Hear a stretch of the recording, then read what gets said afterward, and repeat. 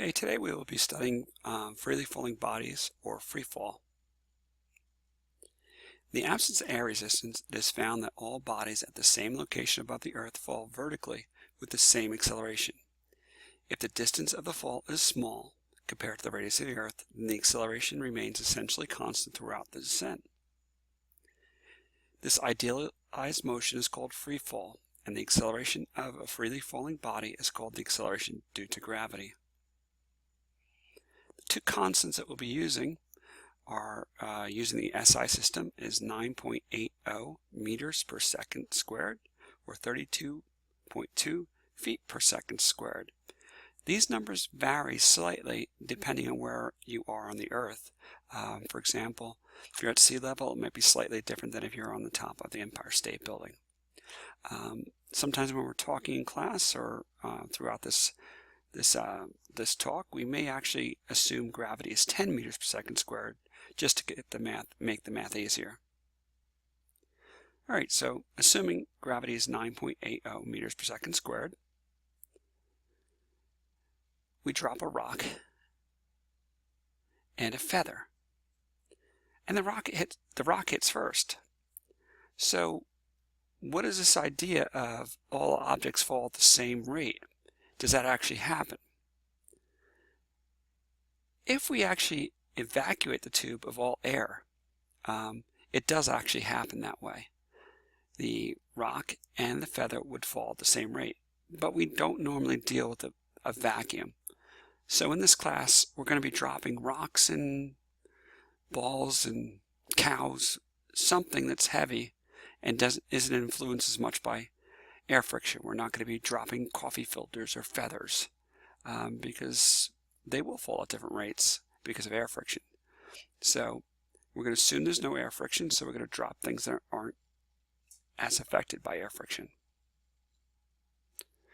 All right, I'd like to show you a quick little video about this idea. The really cool thing about a vacuum is that since there's no air resistance, something as light as a feather is going to drop the same rate as something as heavy as a hammer. So I should be able to put these in the vacuum and see them both hit the ground at the same time if it is a true vacuum. In my left hand I have a feather. In my right hand a hammer. Commander David Scott carried out his famous test to prove Galileo's hypothesis that all objects are affected equally by gravity. And as Carey explained, with no air resistance, they should fall at the same speed. How about that?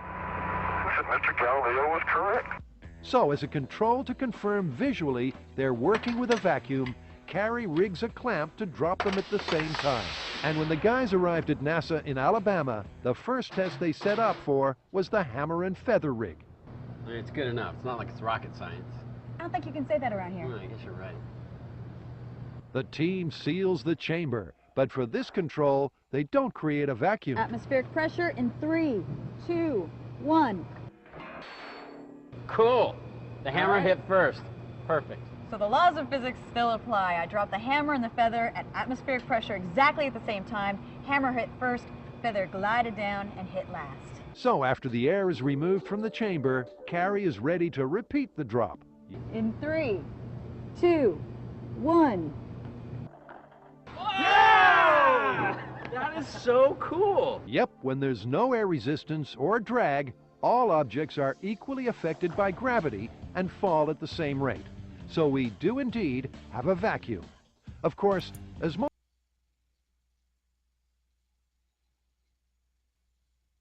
Okay, as you saw from the previous video, air friction does affect how fast things fall, but as long as we're dropping things that are heavy, it's not going to really matter.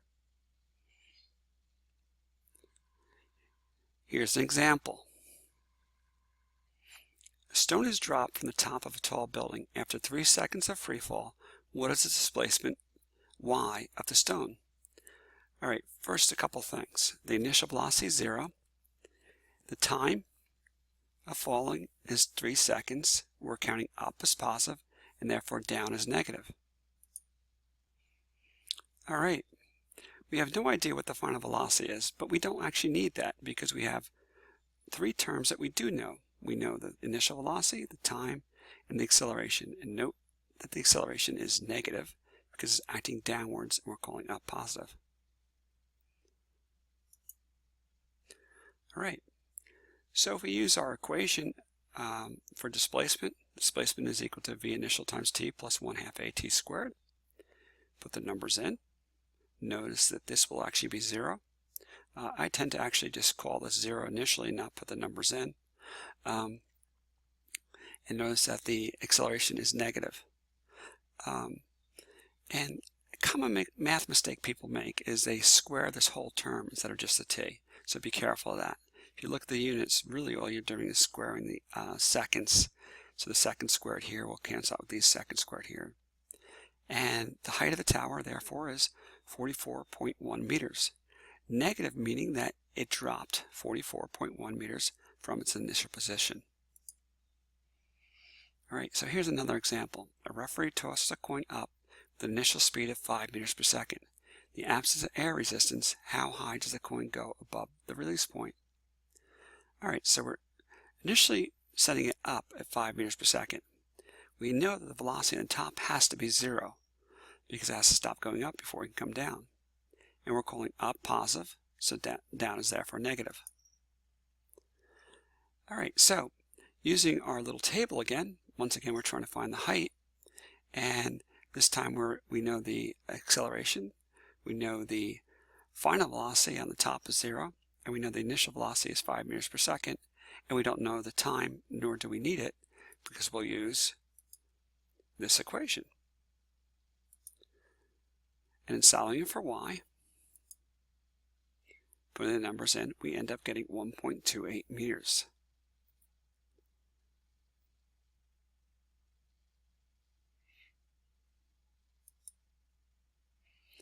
All right, there are 3 parts to that coin toss. One on the way up,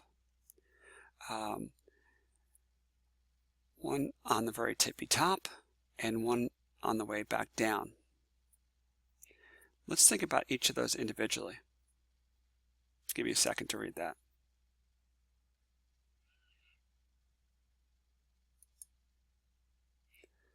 Okay.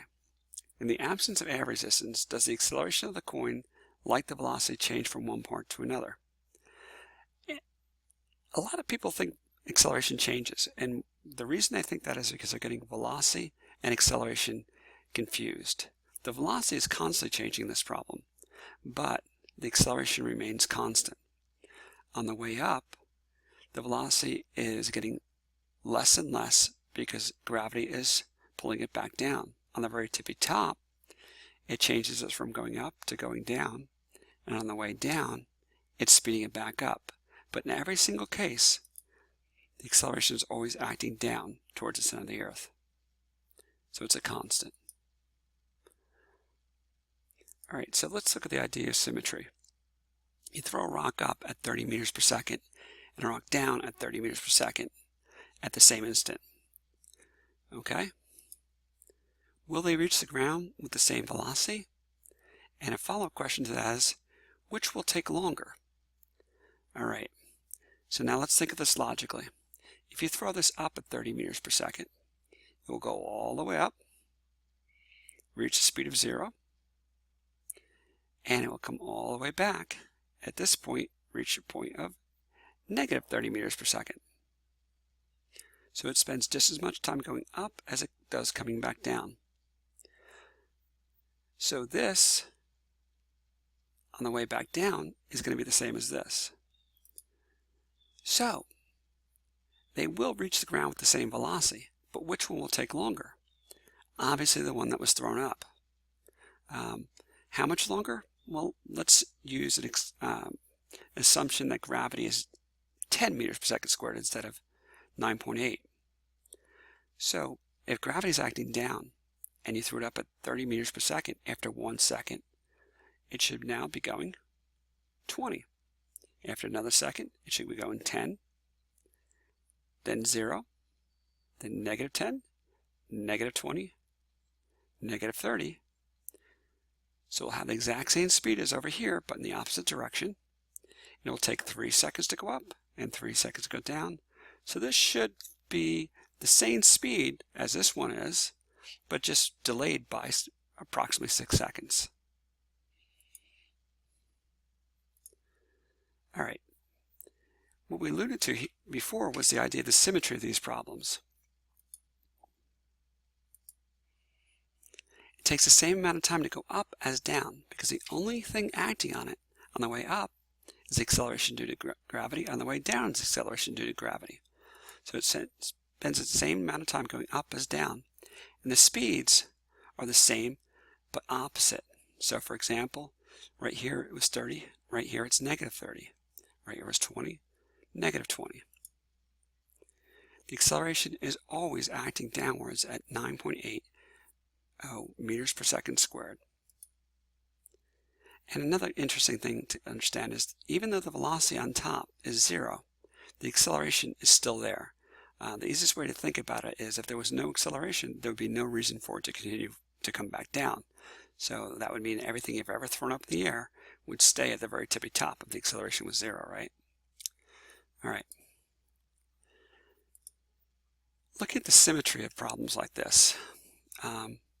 If gravity is 10 meters per second squared acting downwards, after 1 second here, it should be reduced by 10.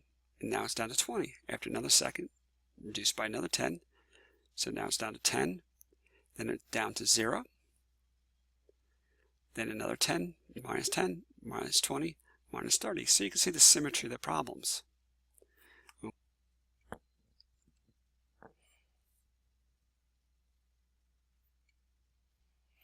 All right. Let's look a little bit at the idea of how much an object will fall every unit of time. If it starts at 0 on top here, and after 1 second is at negative 10, forget the idea that it's negative, just say a speed of 10.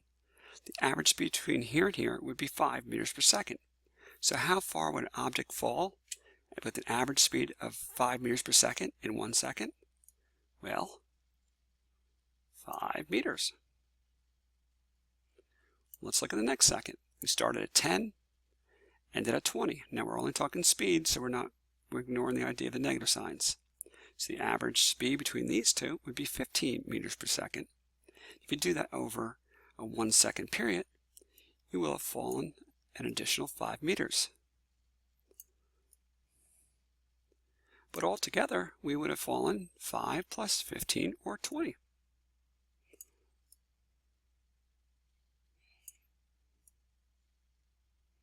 All right, this next second, unit of time, would have an average speed of 25 meters per second.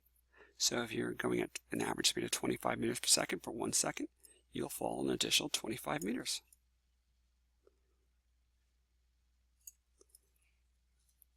Or altogether, 25 plus 20 are 45 meters.